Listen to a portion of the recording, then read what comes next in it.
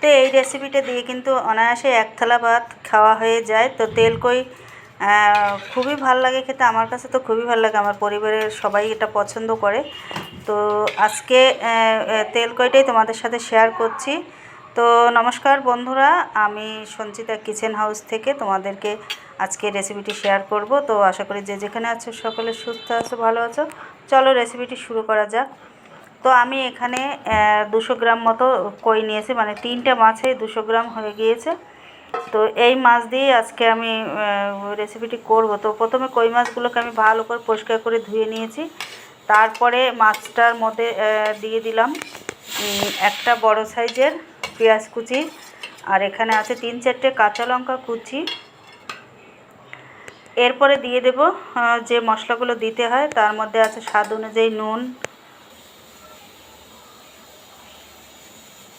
তারপরে দিলাম 1 চামচ আদা বাটা। আর কই মাছগুলো মাঝারি সাইজের আছে, একদম ছোটো নয়। তারপর দিলাম ধনে জিরে ভাজা মশলা, তারপরে 1 চামচ হলুদ, আর দিলাম 1 চামচ লাল লঙ্কার গুঁড়ো, মানে একটু ঝাল হবে।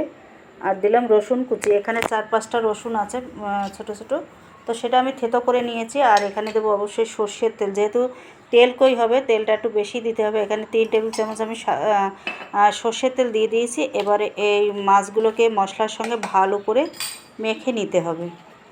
তো আমি এখানে হাত ব্যবহার করছি, হাতে একটা জাদু থাকে, তা হাত দিয়ে আমি ভালো করে মাছটা মেখে নিচ্ছি।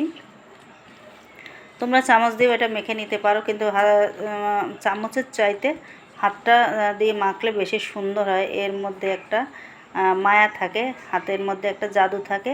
তো যা হোক, মশলাটা মেখে আমি 10 মিনিট মতো ঢেকে রেখে দিয়েছি। এরপরে একটা কড়াই আমি ইন্ডাকশানে মানে উনুনে বসিয়ে দিয়েছি। এবারে যে মশলা মাখা একটু গরম হলে, যে মশলা মাখা যে কই মাছটা রেখেছিলাম ওটা দিয়ে দিলাম।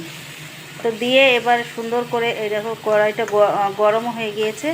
এবার ভালো করে কিন্তু এটাকে আস্তে আস্তে করে সাইড করে বসিয়ে দিতে হবে। পরপর করে আমি কই মাছগুলোকে একটু কিন্তু গাটা একটু কেটে কেটে নিয়েছি, তাহলে মশলাটা ভালো ঢুকবে তার জন্যে। এবার মশলা বাটিতে যে মশলা ছিল ওটা একটু জল দিয়ে একটুখানি ধুয়ে ওর মধ্যে কড়াইয়ের মধ্যে দিয়ে দিলাম। এবার একটু উল্টো পাল্টা করে মশলা যাতে দুপিঠি হয়, এমনি মাখার জন্য অনেকটাই লেগে গিয়েছে, মানে মাছটায় মশলাটা হয়ে গিয়েছে। তারপরও আমি একটু এপিট এপিট করে মশলাটা ওর সঙ্গে মিশিয়ে দিলাম। এবারে ঢাকনা দিয়ে ঢেকে দেব, মানে মিডিয়াম থেকে লো আঁচে দিতে হবে 10 মিনিট মতো। অবশ্য কই মাছ তো নরম থাকে, এটা তাড়াতাড়ি হয়ে যায়। এই দেখো 10 মিনিট পরে আমি ঢাকনাটা খুলে আবার একটু সর্ষের তেল দিয়ে দিলাম। কাঁচা সর্ষের তেল দিলে কিন্তু মাছের যে আমি যে তেলকইটা করেছি ওটাতে মানে স্বাদটা ভালো হয়। কাঁচা তেল দিলে ওই লাস্টে কাঁচা তেলের স্বাদটা ওর মধ্যে ভালো পাওয়া যায়, ফ্লেভারটা ভালো পাওয়া যায়। যে কোনো ইলিশ কই, ইলিশ তেলকই বা ইলিশ যেমন আমরা সর্ষে ইলিশ করি, সেটাতে একটু লাস্টে কাঁচা তেল দিলে স্বাদ অনেক বেড়ে যায়, দিতেও হয়। যাই হোক, এই দেখো সুন্দর মাখো মাখো হয়ে গিয়েছে, ঝোল মানে টেনে গিয়ে তেলটাও ছেড়ে দিয়েছে। আর একটু সময় একটু ঢেকে দেবো। এবার আমি গ্যাসটা অফ করে দিয়েছি। এই দেখো সুন্দর একদম রান্না হয়ে গিয়েছে। এবার আমি থালায় কিছু ভাত নিয়ে এবার ওর মধ্যে থালায় পরিবেশনের জন্য আমি এটাকে সার্ভ করে দিলাম। তার সাথে দিয়েছি একটু হচ্ছে পেঁয়াজ আর একটু লেবু। তো বন্ধুরা, এইভাবে তোমরা করে দেখো, খেয়ে দেখো, অবশ্যই তোমরা বাড়িতে করো, মা মাসিমারা ঠিকই করে থাকেন। তো আজকের মতো ভিডিওতে এখানেই শেষ করছি, আবার দেখা হবে নতুন ভিডিওতে।